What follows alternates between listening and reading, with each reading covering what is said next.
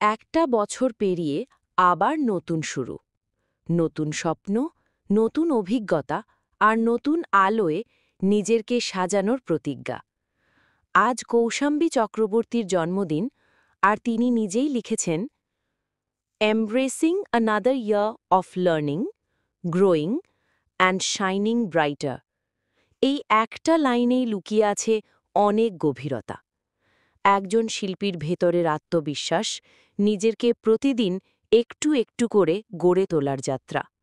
অভিনয়, আবেগ আর আত্মবিশ্বাস, এই তিন জিনিস কৌশাম্বীকে আলাদা করে দেয়। আজকের দিনে শুধু জন্মদিন নয়, এটা এক নতুন অধ্যায়ের সূচনা।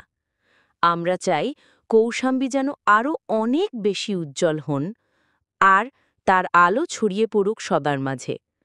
Happy birthday Kaushambi Chakraborty. Keep shining, keep inspiring. Picture credit Kaushambi Chakraborty official Facebook page.